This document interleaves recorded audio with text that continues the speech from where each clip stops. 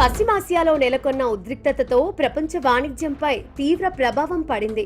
ఇంధన కొరతతో చమురు ధరలు పెరిగాయి. డాలర్ విలువ భారీగా పెరుగుతోంది.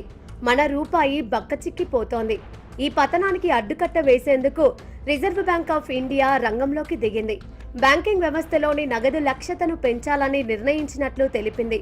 ఇందుకోసం $5 బిలియన్ విలువైన డాలర్ రూపాయి బై సేల్ స్వాప్ వేలం నిర్వహిస్తామని వెల్లడించింది.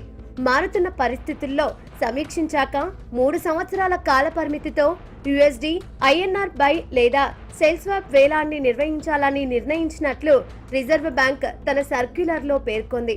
ఈ విధానంలో వాణిజ్య బ్యాంకులు తమ వద్ద ఉన్న డాలర్లను రిజర్వ్ బ్యాంకుకు విక్రయించి దానికి సమానమైన రూపాయలను పొందుతాయి. 3 ఏళ్ల గడువు ముగిసిన తర్వాత అదే మొత్తంలో డాలర్ను ముందే నిర్దేశించిన ప్రీమియం ధరతో తిరిగి కొనుగోలు చేసేందుకు బ్యాంకులు ఒప్పందం చేసుకుంటాయి.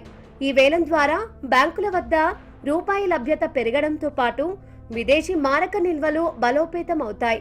దీంతో రూపాయి పతనం ఆగుతుందని భావిస్తున్నారు. అయితే దేశం నుంచి డాలర్లు బయటకు వెళ్తున్నాయి తప్ప రావడం లేదు. RBI చర్యలు పెద్దగా ఉపశమనం ఇవ్వడం లేదు.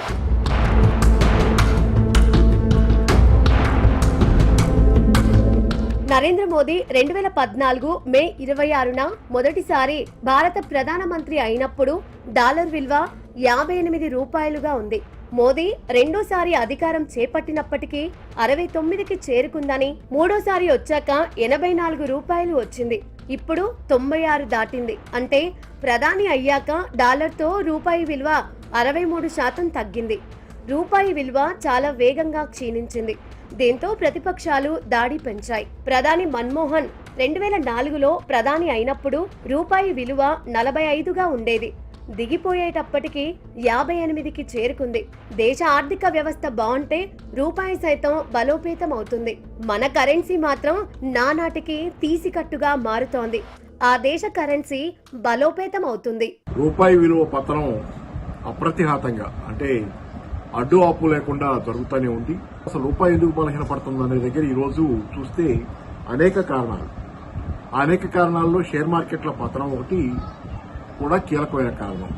దాంతోపాటుగా క్యాడ్ అంటే విదేశీ వాణిజ్య లోటు.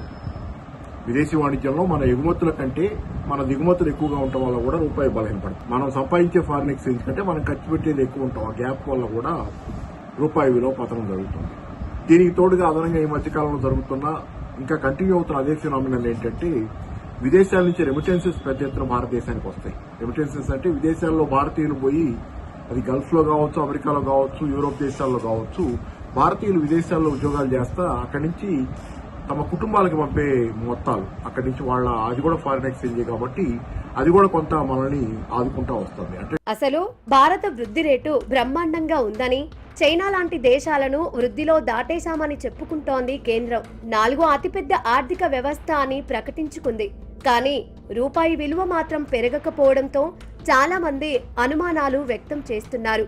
ఇరాన్ యుద్ధం వల్ల తలెత్తిన ఇంధన సంక్షోభం రూపాయిని వరుసగా సరికొత్త రికార్డు స్థాయి కనిష్టాలకు నెట్టింది. ఎందుకంటే 85% పైగా చమురును మనం విదేశాల నుంచి, ముఖ్యంగా గల్ఫ్ దేశాల నుంచి దిగుమతి చేసుకుంటున్నాం. భారత షేర్ మార్కెట్ లోకి వచ్చే పెట్టుబడులు తాత్కాలికమైనవి, వస్తాయి, గంటలో మాయమైపోతాయి. లాభాలు చేసుకుని మాయమవుతాయి, నష్టాలు వస్తాయి ఇక్కడ అనుకుంటూ వెళ్ళిపోతాయి. సో ఆ పెట్టుబడులకి స్థిమితం ఉండదు, ఫుట్ లూజ్ అంటారు. అట్లాంటి పెట్టుబడులు భారీ ఎత్తున ఉన్నాయి. మనకు వచ్చే ఫారిన్ ఎక్స్చేంజ్ లో, మన దగ్గర ఉన్న ఫారిన్ ఎక్స్చేంజ్ లో చాలా పెద్ద ఎత్తున సింహభాగం లాగా షేర్ మార్కెట్ లోకి వచ్చేవి ఉన్నాయి. ఈ పెట్టుబడులు ఉన్నాయి. షేర్ మార్కెట్ ఏమో గత 2 సంవత్సరాలుగా సుమారుగా 2024 సెప్టెంబర్ ప్రాంతం నుంచి కూడా ఒడిదుడుకుల్లో ఉంది. అమెరికా మాట చెప్పాలంటే పతనంలో ఉంది, కొంత డోలయమానంలో ఉంది. దానిలో రిస్క్ ఫ్యాక్టర్ ఎక్కువ ఉంది. సో పెట్టుబడులు తక్కువ వస్తున్నాయి. విదేశీ పెట్టుబడిదారులు పెట్టుబడులు ఉపసంహరించుకుని వెనక్కి తీసుకెళ్లిపోతున్నారు. వాళ్ళ పెట్టుబడులు అంటే విదేశీ మార్కెట్ ద్రవ్యం వెనక్కి పోతున్నారు. భారత రూపాయి బలహీన పడుతుంటే ఆసియాలోని అనేక ఇతర దేశాల కరెన్సీలు మాత్రం బలోపేతం అవుతున్నాయి. మలేషియా కరెన్సీ గత ఏడాది 9.25% బలోపేతం కాగా, మన రూపాయి మాత్రం 4.4% బలహీన పడింది. మలేషియాపై విదేశీ పెట్టుబడిదారులకు నమ్మకం పెరగడంతో భారీగా పెట్టుబడులు పెట్టారు. డాలర్ల ప్రవాహం పెరిగింది. దీనికి మలేషియా వాణిజ్య ఒప్పందాలు, స్పెషల్ ఎకనామిక్ జోన్స్ కూడా ప్రధాన కారణాలు.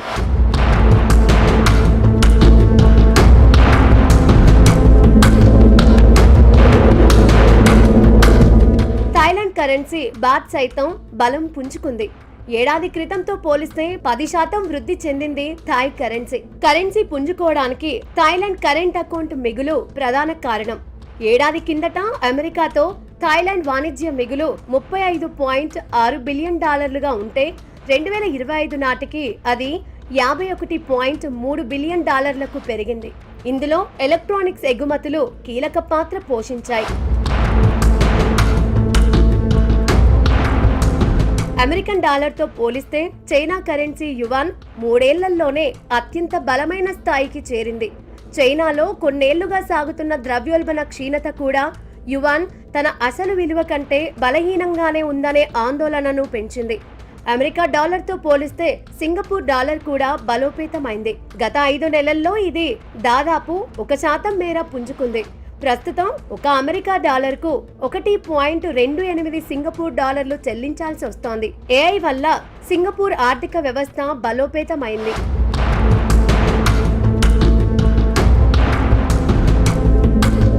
పాకిస్తాన్ రూపాయి సైతం స్థిరంగా కొనసాగుతోంది.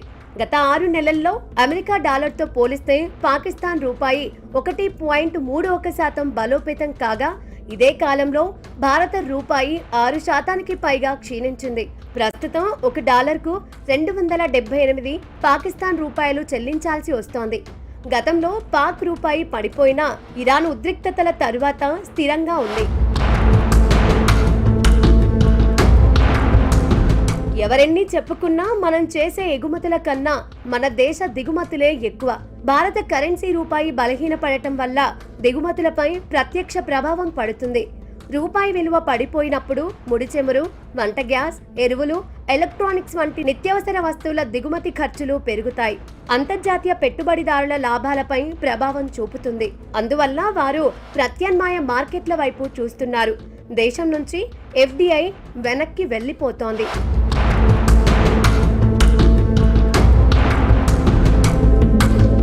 ఇప్పటికే మన స్టాక్ మార్కెట్ల నుంచి $23 బిలియన్ విలువైన షేర్లు వెనక్కి వెళ్లిపోయాయి. దీంతో మన కరెంట్ అకౌంట్ లోటు ఏర్పడుతోంది. అయితే మార్కెట్లకు తగినట్లు డాలర్తో పోలిస్తే మరింత క్షీణించేలా రూపాయిని స్వేచ్ఛగా వదిలేయాలని మరికొందరి నిపుణుల సూచన. కృత్రిమంగా రూపాయి విలువ పెంచినా అది నిలబడదని అభిప్రాయపడుతున్నారు. వృద్ధికి ఊతమివ్వాలని వడ్డీ రేట్లు తగ్గిస్తే అది ద్రవ్యోల్బణాన్ని పెంచొచ్చని హెచ్చరిస్తున్నారు. ఒకవేళ వడ్డీ రేట్లను పెంచితే అది వృద్ధి రేటుపై ప్రతికూల ప్రభావం చూపించొచ్చు. అందుకే వేచి చూసే ధోరణిని అవలంబించడం ఆర్బీఐకి మేలంటున్నారు.